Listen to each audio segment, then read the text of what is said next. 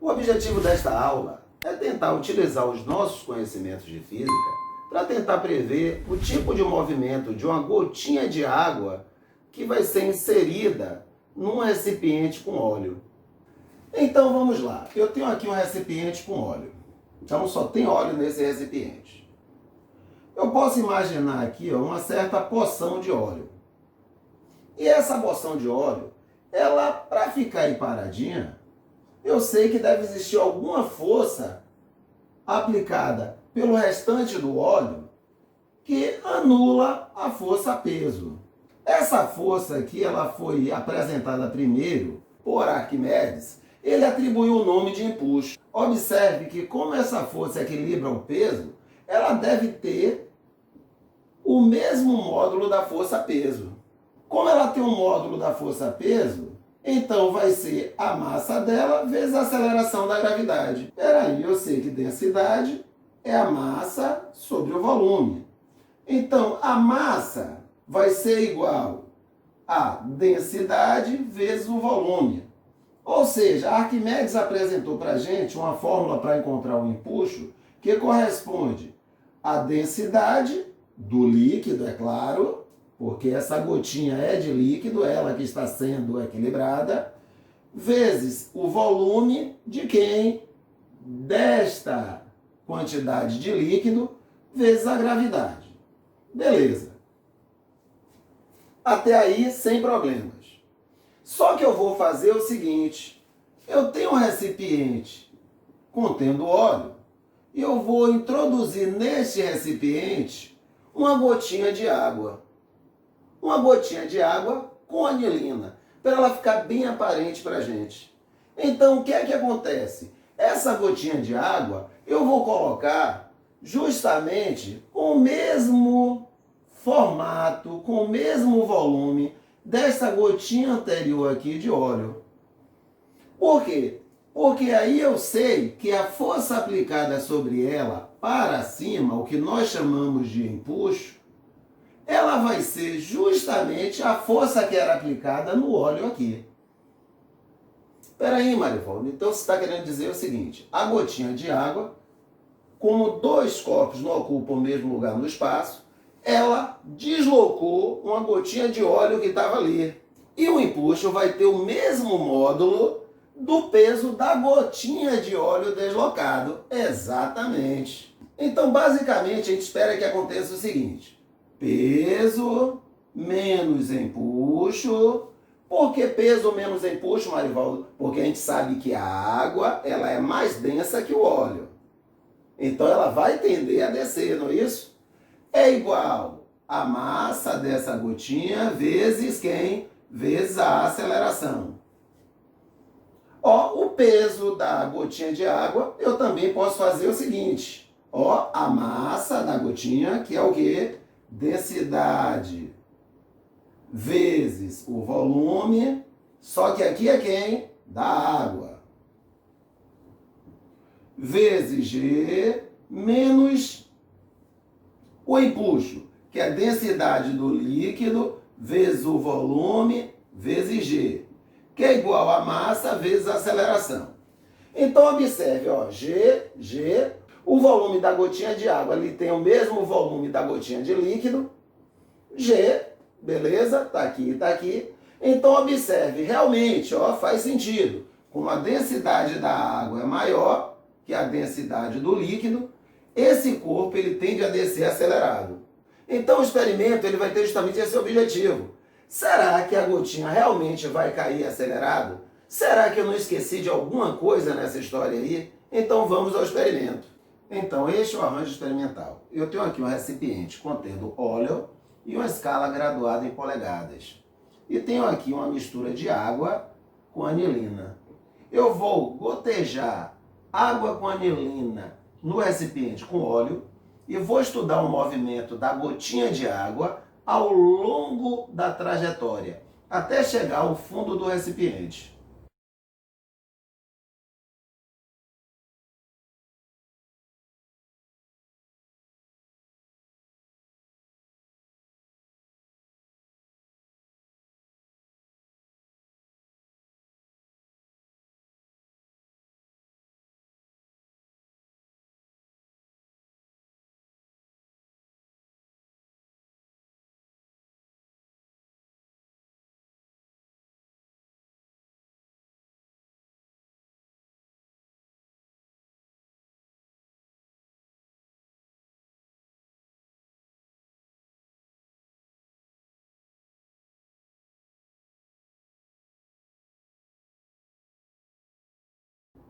E aí, o que foi que aconteceu? O experimento concordou com a teoria que eu tinha apresentado anteriormente?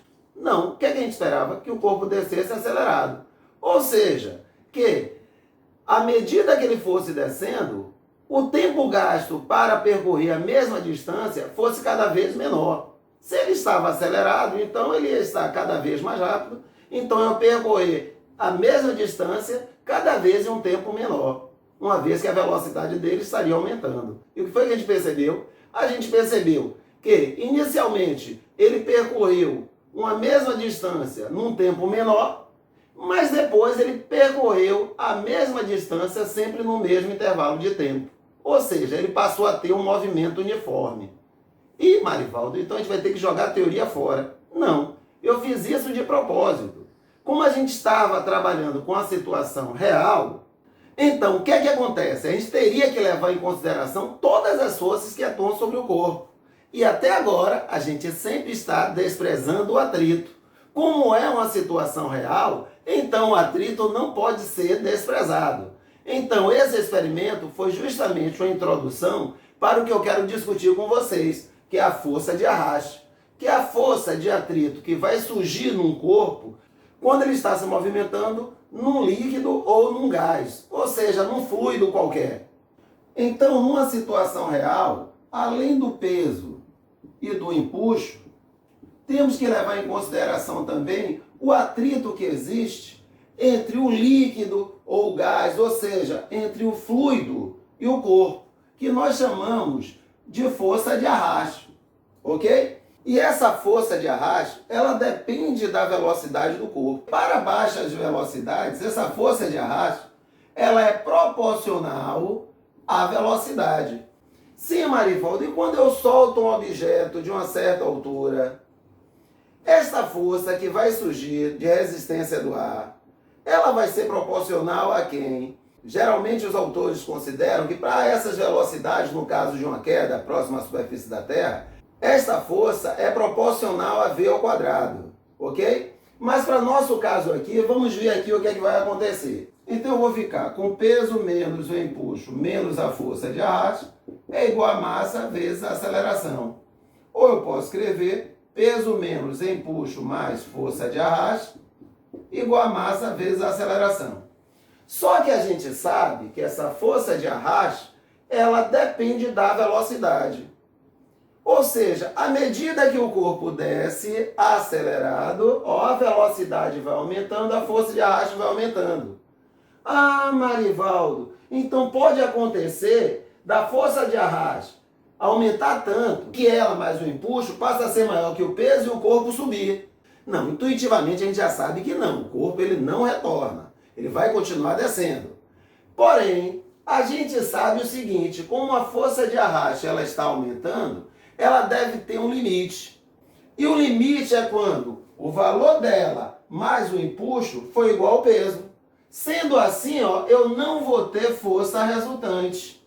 Consequentemente, eu não vou ter aceleração. E foi justamente isso que aconteceu. Num dado momento, a força de arraste conseguiu equilibrar as forças que atuavam sobre o corpo. E aí o corpo permaneceu com velocidade constante. Esta velocidade que o corpo adquiriu, esta velocidade constante, a gente chama de velocidade limite ou velocidade terminal. E é justamente ela que permite que não aconteçam tragédias maiores no momento de uma chuva, porque a gotinha está caindo de uma distância muito alta. Então esperava-se que a gotinha chegasse com uma velocidade tão alta que poderia trazer danos muito grandes, tá ok? Para as construções e até mesmo para as pessoas. Imagine uma gota d'água em alta velocidade batendo no nosso corpo. E isso não acontece justamente porque quando a gotinha abandona a nuvem, além do peso, vai estar atuando sobre ela a força de arraste. E aí, num dado momento, o que é que vai acontecer? A força de arraste vai anular o peso e a gotinha vai cair com velocidade constante. Então, o que é que acontece? A gotinha acaba chegando aqui no solo com a velocidade em torno de 20 km por hora. E se isso não fosse verdade? Se não tivesse a força de arraste, ela chegaria com uma velocidade muito maior, capaz de trazer danos até mesmo para a gente. Então, resumindo, soltei a gotinha de água. Sobre ela estavam aplicados o peso, o empuxo, a força de arrasto. À medida que a velocidade do corpo aumentava, a força de arrasto aumentava. Porém, chegou um momento em que o empuxo mais a força de arrasto anulou o peso. Neste momento, o corpo não tem mais aceleração. E aí ele caiu com velocidade constante. Então vocês vão perceber que a partir da indicação 3, o que é que acontece? Ele mantém velocidade constante. Como é que Marivaldo sabe que ele mantém velocidade constante? Ele percorreu distâncias iguais em tempos iguais, ou seja, 1 polegada a cada 2 segundos. Então agora vamos ver quando eu solto um corpo, tá ok? Próximo à superfície da Terra. Quais são as forças que atuam sobre ele? Eu tenho aqui o peso e agora a gente vai ter que incluir esta força de arrasto, que é a força de resistência do ar. No caso do ar, a gente sabe que esta força ela é proporcional ao quadrado da velocidade. Então, o que é que a gente espera? Soltei o corpo. Quais são as forças que atuam sobre ele? Peso, força de resistência do ar. Então, eu vou ficar com peso menos a força de resistência do ar, também conhecida como força de arrasto, é igual a massa vezes a aceleração. Só que observe que esta força de resistência do ar, ela é proporcional ao quadrado da velocidade. Então, o que é que acontece? À medida que o corpo cai, a velocidade dele vai aumentando, ou seja, a força de arrasto vai aumentando. Existe um valor limite para a força de arrasto. Qual é? Um valor igual ao peso do corpo. Então, quando o peso for igual à força de arrasto, eu não vou ter mais aceleração. Então, eu vou ficar com o seguinte, o peso vai ser igual a bv ao quadrado, ou mg igual a bv ao quadrado. O que é que eu quero saber? Eu quero saber qual o valor dessa velocidade limite. Então, daqui eu tiro que essa velocidade limite vai ser igual a raiz quadrada de mg sobre b. Sim, Marivaldo, mas até agora você não falou sobre esse b. Esse b é uma constante que está associada a características do corpo e do fluido. Do corpo, como assim? Ele depende da forma do corpo. Vamos ver? Então, com esse experimento, eu quero demonstrar que a força de resistência do ar, também conhecida como força de arrasto, depende da forma do material. Então, vamos aqui. Vou soltar a folha de papel e o piloto. Quem atinge primeiro a mesa? Então, aparentemente, não resta dúvida que o piloto ele vai chegar mais rápido que a folha de papel. Agora, será que isso é sempre verdade? Será que a forma da folha de papel também não influencia o valor dessa força de arrasto? Então, o que é que eu vou fazer? Agora eu vou amassar o papel e eu vou soltar os dois. E observo que chegam juntos à mesa. Tá ok? Então, mostrando que a força de arrasto, ela depende da forma do corpo. Um exemplo, um paraquedista de 64 kg cai com a velocidade terminal de 180 km por hora, com seus braços e pernas estendidos. Letra A. Qual a intensidade da força de arrasto para cima sobre o paraquedista? Letra B. Se a força de arrasto for igual a B vezes V ao quadrado, qual é o valor de B? Então a letra A fica fácil. Por quê? Se ele já atingiu a velocidade terminal, então eu sei que a força de arrasto é igual ao peso. E daí, qual o peso desse corpo? A massa dele, 64 kg, vezes a aceleração da gravidade, que vamos considerar como sendo 10. Ou seja, a força de arrasto, 640 newtons. Já a letra B, como ele manda considerar a força de arrasto igual a B vezes V ao quadrado, então a força de arrasto eu já sei. O B eu quero saber. Mas a velocidade eu tenho. 180 km por hora, que dividido por 3,6 vai dar 50 metros por segundo. Então, 50 ao quadrado. Então, vou ficar com 2.500 vezes B é igual a 640. Então, B vai ser 640 por 2.500, que vai dar 0,256. Agora fica a questão. Qual é a unidade de B? Vamos ver? Quer dizer que força de arrasto é igual a B vezes V ao quadrado. Então, B vai ser a força de arrasto sobre a velocidade ao quadrado. Então vamos substituir aí as unidades que eu conheço. Força, a unidade é Newton. Velocidade, metros por segundo. Só que a velocidade está ao quadrado, não é isso? Então eu vou ficar com Newton dividido por metro ao quadrado sobre segundo ao quadrado. Divisão de fração. Conservo a primeira, multiplico pela segunda invertida. Então qual a unidade de B? Newton, segundo ao quadrado sobre metro ao quadrado. Então agora vamos resolver um outro exemplo, né? Peguei aqui uma questão que caiu no Enem recentemente.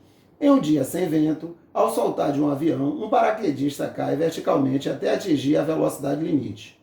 No instante em que o paraquedas é aberto, instante TA, ocorre a diminuição de sua velocidade de queda. Algum tempo após a abertura do paraquedas, ele passa a ter velocidade de queda constante, que possibilita sua aterrissagem em segurança. Que gráfico representa a força resultante sobre o paraquedista durante o seu movimento de queda? Então ele quer o seguinte, qual o gráfico que corresponde à força resultante em função do tempo? Então vamos fazer o esboço aí dessa força resultante em função do tempo. Quando o paraquedista pula, quais são as forças que atuam sobre ele? A força de arrasto e o peso. Então, o paraquedista vai descer, peso menos força de arrasto igual a massa vezes a aceleração, ou seja, massa vezes aceleração, força resultante. Então vamos à primeira parte do nosso gráfico. Então inicialmente o peso é maior que a força de resistência do ar, ou seja, que a força de arrasto, então eu tenho uma força resultante. E essa força, à medida que a velocidade aumenta, essa força resultante, ela reduz, porque a força de arrasto depende da velocidade. No que a velocidade aumenta, a força de arrasto aumenta, então a força resultante diminui. Eu vou abater um valor maior aqui da força-peso. Então o que acontece? Qual o limite para essa força de arrasto? É o valor do peso. É quando ela se iguala ao peso. A gente não espera que a força de arrasto fique maior que o peso e o corpo suba. A gente não espera isso. O que a gente espera é que no máximo ela tenha o valor do peso. Ou seja, neste momento que ela tiver o valor do peso, a força resultante é zero. Então a primeira parte do nosso gráfico, eu tenho aqui um certo valor de força resultante, e aí o que é que acontece? À medida que o corpo cai, a velocidade aumenta, a força de arrasto aumenta, a força resultante diminui. Qual é o limite da força resultante? Vai ser zero, quando a força de arrasto for igual à força-peso. Então a primeira parte do nosso gráfico é algo mais ou menos assim. Então a resultante igual a zero, o corpo agora, o paraquedista, ele vai ter uma velocidade constante, que é a velocidade limite, ou velocidade terminal. E ele vai manter essa velocidade durante algum tempo. Por curiosidade, qual o valor dessa velocidade, Marivaldo? Em torno de 200 km por hora. Então, se ele chegar ao solo com essa velocidade, realmente não vai sobrar muita coisa dele. E agora o paraquedista abriu o paraquedas. E daí, a força de arrasto ela passa a ser maior que o peso. Sendo assim, a força resultante passa a ser negativa. Ou seja, é gerada uma aceleração que está contrária ao sentido do movimento. Ou seja, essa força de arrasto vai reduzir o valor da velocidade. Claro que, por sua vez, reduzindo o valor da velocidade, vai reduzir o valor da própria força de arrasto. Agora, a força de arrasto ela vai reduzir, chegando a qual valor? Qual o valor limite dela? O valor da força-peso. Quando ela atingir o valor da força-peso, quanto é que vai ser a aceleração do paraquedista? Zero. Ou seja, ele volta a ter um movimento com velocidade constante. Ou seja, ele vai ter uma nova velocidade limite, que fica em torno de 20 km por hora, que é uma velocidade que permite uma chegada ao solo com segurança. E a outra parte do gráfico, temos agora uma nova força resultante, quando ocorreu a abertura do paraquedas, e essa força resultante, tá ok? Ela vai tender a zero. Justamente por quê? Porque à medida que a velocidade reduz, devido à atuação do paraquedas, a força de arrasto também reduz, chegando ao valor limite, que é igual ao peso. Quando a força de arrasto for igual ao peso, a força resultante é igual a zero. Logo, a aceleração é igual a zero e o corpo atingiu a velocidade limite. Ou seja, o gráfico que melhor representa a situação do paraquedista é o gráfico da letra B.